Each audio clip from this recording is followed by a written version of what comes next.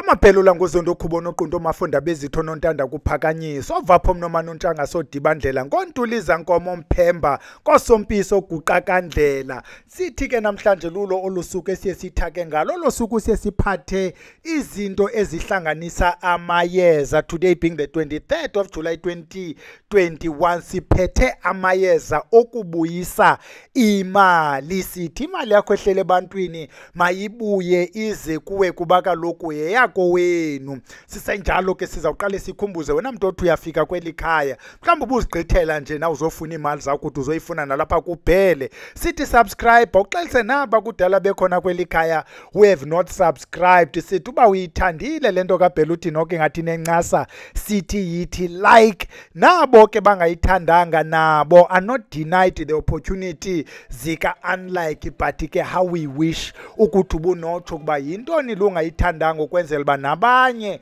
who might have missed lento ungayithandanga bayibone. Sigqitheke siye kwinto ethi wena mntu othi uyafuna uwazi lamayeza uyafuna ukwazi uzithakela udini okungakwazi ukuzithakela. Sikhona isikolo sakwavusilanga. You just go to the website uzafika ikhona ilink.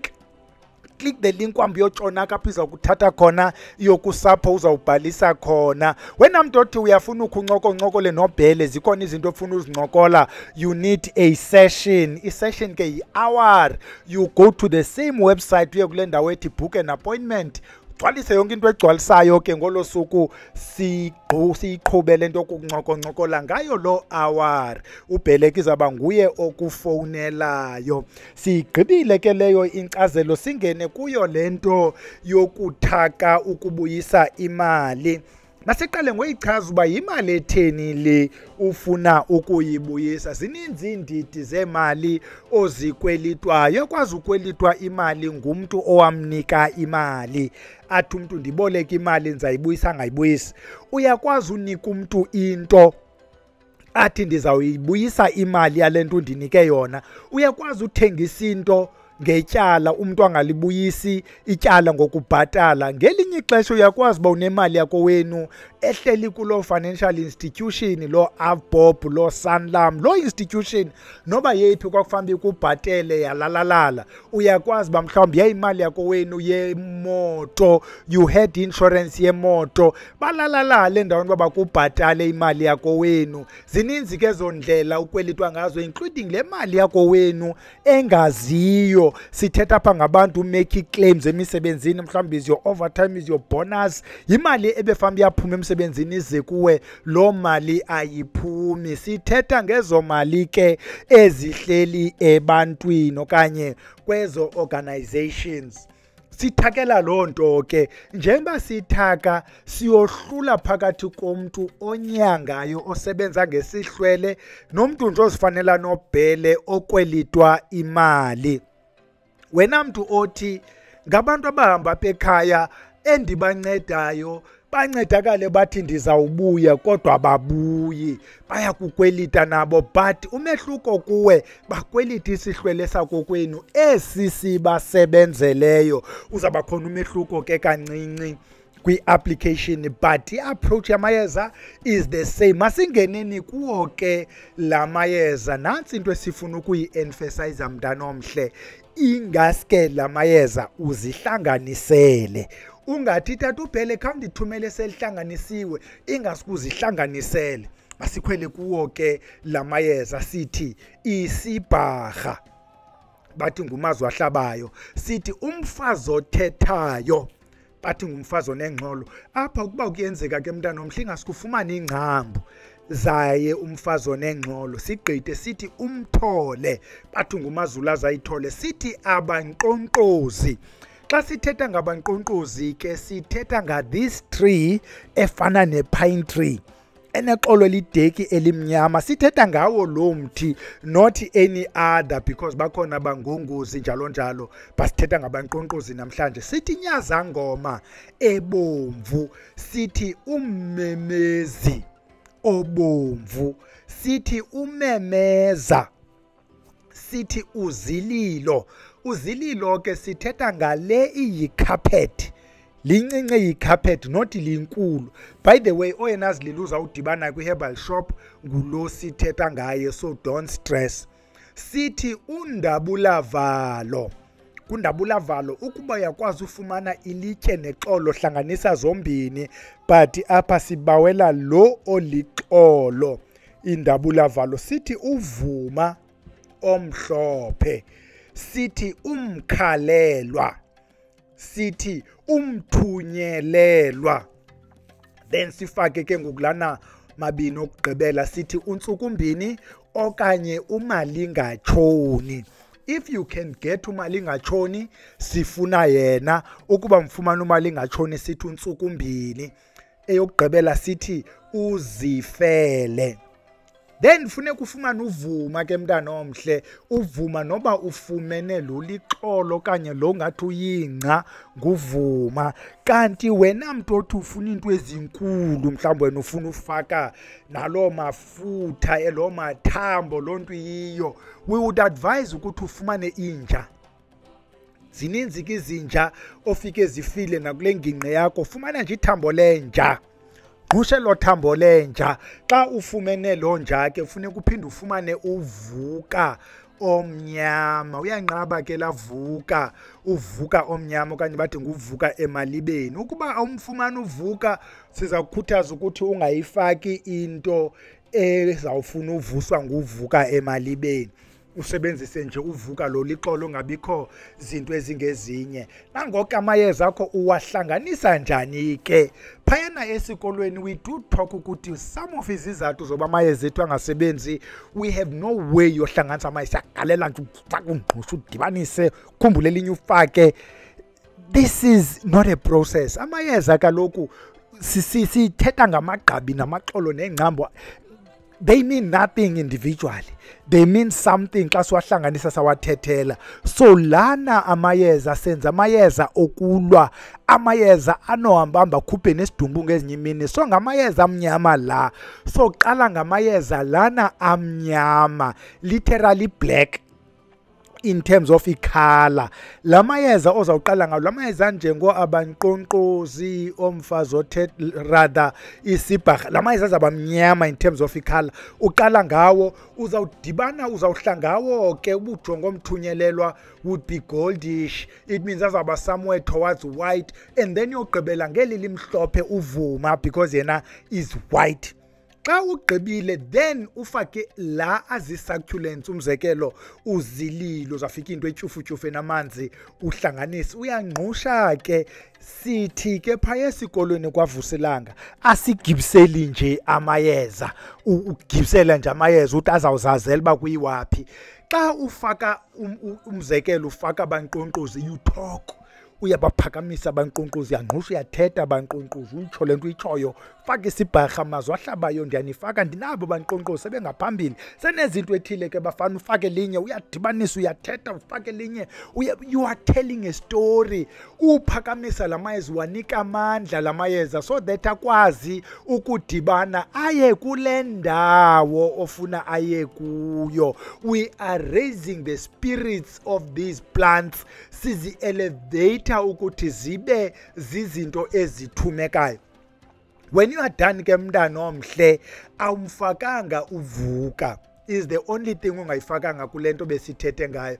Xa ugqiba wabeka elangeni, ukuba kukho langa likhoyo, postpone le process because ifuna kubekho ilanga. The purpose, ilanga is everywhere. Lo mntu umfunayo ilanga eli litshisa la mayeza limfumene naye in one form or the other. Xa litshona ilanga kuya wangenisa amayeza, ufika uwalayitela impepho, uthethe nabantu bakokwenu ukuba nanga amayeza endiwahlanganisileyo. Mhlawumbi wona zange uhlanganise amayeza, utsho ukuthi kubantu balapha ekhaya babehlanganisa amayeza, ubabizo baziyo, udade uba ubani bani okanye utata omncinci uba kanye noba ubize ophi, uba ubazi uthi endibazo nendingabaziyo nanga amayeza. Ndicelela la mayeza amandla abantu abadala, andizange ndahlanganisa amayeza mna. Kanti umuntu ekudala engqusha yena unayo indlela azawuthetha ngayo. Wayeke ke alale ngale mini uwahlanganisa khona, wakhanyisele ngekhandlela elibomvu nekhandlela elimnyama, lo makhandlela amabini. There is a reason ke for la makhandlela azezikhala zimbini. forget our knowledge ukuthi red is about blood, black is about ukufa. No, go to i-discussion on amakhandlela, you'll find a reason. Azawulala ke amayeza akho nalo makhandlela, next day uthatha la mayeza uphinda ulight ikhandlela elimhlophe kule game, ubulela abantu abadala for unika la mayeza amandla, ubulele ukuthi la mayeza ezawusebenza esi ufuna, ukhanyise ngekhandlela elimhlophe. Xa ugqiba obulela uthathe lavuka, uthi mawavuke ke amayeza njengokuba befunile abantu bakokwenu. When you are ready ke mntana omhle ukusebenzisa la mayeza, masiqale ngawe ke mntu othi ndiyanyanga. Wena mntu othi uyanyanga uzawufuna izilawo, uzawufuna ungcana okanye ufune utshani bezwe le bathi inhlali yenzeka, okanye ufune uningizimu, any of the three. Then ufumane ubhubhubhu, ufumane umlomo mnandi. Ukuba uyafuna ungafaka nesilawu sakokwenu noba sesiphi ungqusha udibanise naye la mlomo mnandi, ukhanyise impepho, uthethe nabantu bakokwenu, baxelele ukuba ndihamba ndiya kubantu basemzini, bona bazawundincedisa ukundilandela le mali kwaba bantu bandikwelitayo.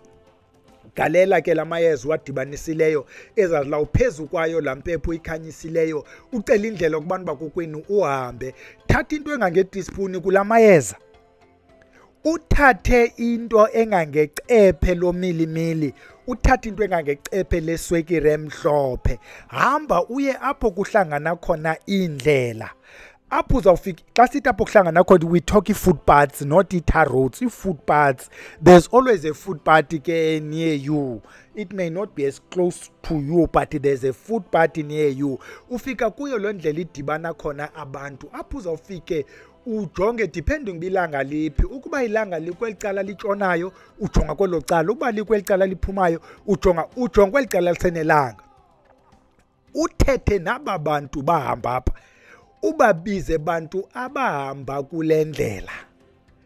Abantu abahamba kule ndlela ke ziziduko zonke, including ezakokwenu naba bantu bakukwelitayo. Thetha naba bantu bahamba kule ndlela uthi uba ndikwelitwa imali ngubani nobani nobani. If is a company uthi ndikwelitwa imali ngu-Avbob, uyichaze uba le mali bakwelita njani. If uyalazi igama lomuntu ophetheyo pha noba ukweyiphi level of management, is always easy ke to know abantu abaphethe endaweni, because if you go to a website you'll find management or director nentontoni noba i-board member. Biza noba ngophi uthi ubani okula nkampani ulala njani imali yasekhaya isenkampanini yakhe. Ukuba ngumntu uthi ubani kabani ulala njani, wonwaba njani, kutheni ezawuxola nje kodwa imali yasekhaya ikuye. Uthetha ke naba bantu abahamba kule ndlela uthi mabayokulandela imali yakho kuye ubani nobani nobani. Aba bantu ke ubaphathisa ukutya, uthi nanku milimili, njeba nihamba nje bantu abahamba kule ndlela nizawuba nayo nantsi into okutya, ukugalela phantsi umilimili. Njeba nizawuhamba niyolanda le mali nje, indlela yenu mayibe ntle, ibe mhlophe, ibe switi, kuba nam ndifuna loo nto. Ndifuna nezam indlela zikhanye zibe switi, nantsi swekire mhlophe, izawunenza indlela yenu ibe mnandi. Is up to wena ke xa ufuna ukugalela necuba, ufuna uchathaza notywala, depending ubukwelitwa kangakanani, uphathisa aba bantu. Xa ugqiba ubeke imali emhlophe obabhatala ngayo, ubabulele ngokukulandela imali, ujikeke ugoduke, ufike ulayite impepho yakokwenu, futhi ubulela abantu abadala bakokwenu ngokukukhapha. Uyothetha nabantu abahamba ngendlela, ubulela abantu bakokwenu ukuba bezawuncedisa aba bantu bahamba ngendlela ukulandela imali yakokwenu. Nguwe ke lo wena mntu unyanga abantu. What about lo unganyangiyo ukwelitwayo naye? Iprocess yakhe ke yena izufaka mpepho ezawuba nezilawu. Wena xa uligqibile eliyeza uzawuthatha njengalo, thatha into engange-teaspoon, Okay, what we forgot to say ukuthi xa ugqiba ke wena mntu phayana uthethe wagqiba nje uzawujika nje, if uzawujika uye ngase-right, start kwicala. Okay, without me being descriptive, ukuba uyazi uba xa ugoduka ujonga kweli cala, it means eli cala leli uzawuqala kulo ukuvuthela uthi aba bakweli cala kwela yeza mosumane ufaka ipisi uthi aba bakweli cala aba bakweli cala aba bakweli cala aba bakweli cala mayibuye imali yasekhaya, and then ujika ugoduke. Wena mntu ke othi awunyangi, indlela ozawuyenza ngayo wena uzawuphuma uphethe elayeza, uphethe la milimili, uphethe la swekire, nawuya apho kudibana khona indlela. Umehluko ke kuwe uphethe amayeza amabini on top of labe siwachazile. Uphethe iyeza elithi umzi owawulapha wayaphi, uphethe iyeza elithi sidumbu phuma endlini. La mayeza uwathengileyo awangenisanga wena kokwenu. Ukuba uye wawafumana loo mini wabeka ngapha kweyadi kuloo ndawo ozawuthi xa wafuna uwafumane kuyo, noba wavalele etotini kuloo ndawo, xa uphumayo ufike uqhezule kusidumbu uphuma endlini, uphokoze kumzi wawulapha, ufake kwelinye iphetshana elingelilo elinezamilimile and so on, because uphuma uziqhenile. Xa ufika kulaa ndawo uthetha njengalo besithethe ngaye kuqala, ozothetha nabantu abahamba ngendlela efuna imali yako kwabo uba mayibuye. Umehluko wena uqale kuqala uthi kwaba bantu bahamba ngendlela, ukuba imali yasekhaya ayibuyi makuphume isidumbu kodwa sizuphuma ekhaya, makuphume isidumbu kodwa sizuphuma ekhaya, uthi malingatshoni kwabandikwelitayo. Xa ugqiba ke uzawuthi xa ujika njengalo besithethe ngaye uthi abakweli cala abakweli cala, uyavuthela uyajika ke ubuyela endlini. Xa ufika ke wena ekhaya uzawufumana noba sisiqunga uhlambe uthi izandla zam azinagazi, ube uyigqibile ke iprocess. If abakubhatala kukho kwanto ishukumayo, after 7 days khawuphinde ubuyele, 7 days later khawuphinde ubuyele. Ukuba kuphuma isidumbu, hayi, I don't know, kodwa sithi makuphume isidumbu apha sifuna kubuye imali yako wenu. Siyayeka kilale singekathakathi sinjalo, sithi wena who's not subscribed, don't forget to subscribe. Siyawudibana ngomso Saturday, sidibane ngecawe because we've returned to Sunday. Sabe sincokola ke ngezinto ezingamanani camagu.